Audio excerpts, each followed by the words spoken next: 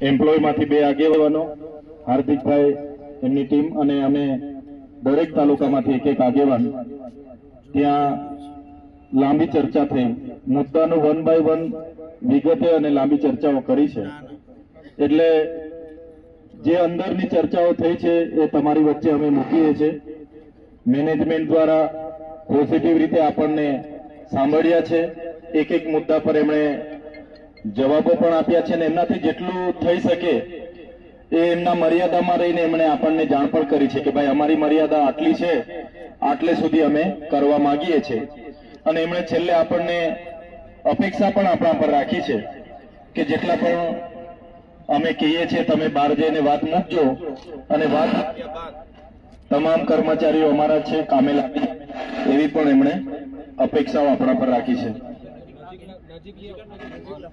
તો પહેલા જે તમારો પ્રશ્ન હતો ટ્રાન્સપોર્ટેશનનો, કહેવાનું તમારું હતું, આપણે હાર્દિકભાઈએ જે પ્રકારે મને રજૂઆત કરી હતી કે ભાઈ કોઈ કોસંબાથી આવે છે એના પણ 1500 કપાય છે, કોઈ ઝંખવાડથી આવે છે એના પણ 1500 કપાય છે। ત્યારે કોણ ક્યાંથી આવે છે એ પ્રકારે એ નક્કી કરશે લોકો કે ભાઈ ઝંખવાડના કેટલા છે, કામરેજના કેટલા છે, ને એના કિલોમીટર પ્રમાણે આવનારા દિવસોમાં વિભાગો પાડવામાં આવશે કે ભાઈ 10 કિલોમીટર છે, 20 કિલોમીટર છે, 30 કિલોમીટરના છે, અને એ પ્રકારે તમારા પર ભાડું લેશે એ લોકો। ને ભાડાની સિસ્ટમ તો તમને ખબર છે, 60% કંપની આપે છે અને 40% તમારા સેલેરીમાંથી કપાય છે। ત્યારે એમણે કીધું, અમે કીધું કે ભાઈ સેલેરીમાં ભાડું કપાય, બધું કપાતા એમના હાથમાં કંઈ આવતું નથી। ત્યારે એમણે અમારા બધાની રજૂઆત અને અમારા બધાના આગ્રહને માન રાખીને ભાડામાં 10%ની તમને રાહત આપી છે। માનો કે કોઈનો 1000 રૂપિયા ભાડું કપાતું હશે તો એમાં 900 જ રૂપિયા, 10% રાહત એટલે કે વાર્ષિક 900 જ રૂપિયા ભાડું કપાય એવી એમને એક રાહત આપી છે। બીજી તમારી રજૂઆત કેન્ટીનને લઈને હતી કે ભાઈ કેન્ટીનમાં અમે જઈએ એટલે અડધો કલાકનો જ અમને સમય આપે છે, તો એમની સાથે ડિસ્કસ કરતા અડધા કલાક જે 30 મિનિટ થાય છે એના કરતા એમણે 10 મિનિટ આપણને વધારે આપી છે કે ભાઈ તમે 40 મિનિટ કેન્ટીનમાં આવી અને તમે શાંતિથી જમી શકો છો। એમાં જ કેન્ટીનની તમારી બીજી રજૂઆત હતી કે ભાઈ પામ ભાજી છે, આ છે, તે છે, ચીલા ચાલુ વસ્તુ અમને પીરસવામાં આવે છે, મેનુ પ્રમાણે અમને મળતું નથી। ત્યારે એમને અમે સ્પષ્ટ કહી દીધું છે અને એમના કોન્ટ્રાક્ટરને પણ એ લોકો કહી દેશે કે તમને દાળ, ભાત, શાક, રોટલી અને પાપડ કચુંબર મળે એની માટે પણ અમે રજૂઆત કરી છે અને એ લોકોએ માન્ય રાખી છે કે જે હમણાં નવી કેન્ટીન ચાલુ થવાની છે તેમાં તમને એક ટાઈમ દાળ, ભાત, શાક, રોટલી, પાપડ અને કચુંબર મળશે।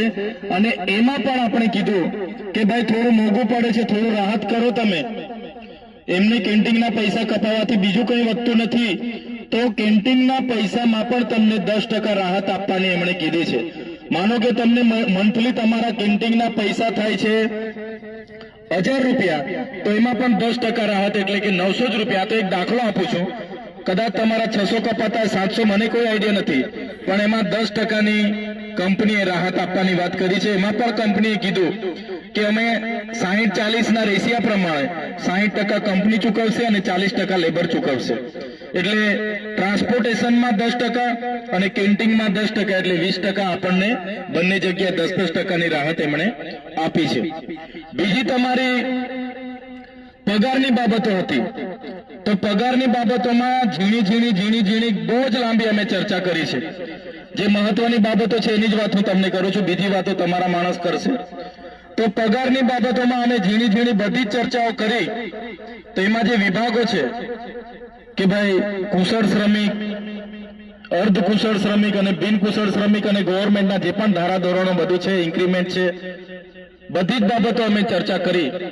તો એમણે અમને સ્પષ્ટ કીધું છે કે હમણાં જે પણ લોકો મહિનાના 26 દિવસ ભરશે એ લોકોને અમે હાલમાં 17,500 હાલમાં મળશે અને 1100 રૂપિયા ઇન્ક્રીમેન્ટ મળશે।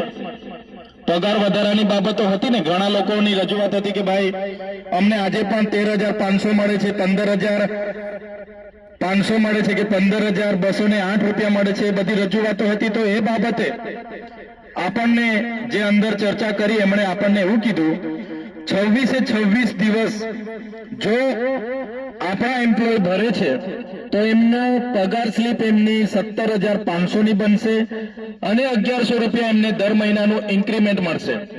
બીજું એમણે કીધું કે મહિનામાં 1.5 દિવસ CL મળશે. 1.5 દિવસ 20 દિવસમાં 1 દિવસની, એમાં કોઈ પગાર કપાય ના. 20 દિવસમાં તમે 1 દિવસની રજા મૂકી શકો છો અને 26 દિવસમાં 1.5 દિવસ તમે રજા મૂકશો તો પણ તમને એનો પગાર મળીને તમારું થઈ જશે. બીજું એમણે કીધું કે જે ઓવરટાઈમ તમે કરો છો, કેટલાક ને રવિવારે આવો છો અને ઓવરટાઈમ તમારો જે થાય છે, વધારાની ઓટી થાય છે, તો એ ઓટીના ડબલ ગણીને એમને તમને ચૂકવણા થશે. પણ એ ઓટી કરો એટલે તમારે ચાલુ દિવસે રજા પાડવાની થતી નથી. જો તમે ચાલુ દિવસે પછી રજા પાડશો તો ઓટી તમારા 26 દિવસના સિલેબસમાં ગણાઈ જશે. એવું એમણે આપણને જાણ હમણાં કરી છે. એ જ પ્રકારે બોનસમાં એમને બોનસની આપણી વાત હતી કે ભાઈ બોનસ અમને 8.33% જે અમારા ધારાધોરણ છે એ પ્રમાણે મળવું જોઈએ. તો એમણે આપણને એવું કીધું છે કે બોનસ અમારે હમણાં સુધી તો અમે મંથલીના પગારમાં એડ કરતા હતા, પણ તમે નક્કી કરો અમારે મંથલીના પગારમાં એડ કરવા છે કે તમને દિવાળી પર એક સાથે બોનસ આપવાનું છે. એ એમણે અમને પૂછેલું છે. તો તમે હાર્દિકભાઈને જણાવશો કે ભાઈ આપણે મહિને એડ થાય છે એમ જ રાખો તો એમ જ રહેશે, અને તમારે જો વર્ષે એક જ વાર બોનસ લેવાનું હશે દિવાળી પર તો એ બોનસ તમને એક જ વાર દિવાળી પર જે પણ મળવાનું પાત્ર થશે 8.33% ના રૂપે એ તમને મળશે. ત્રીજો પગાર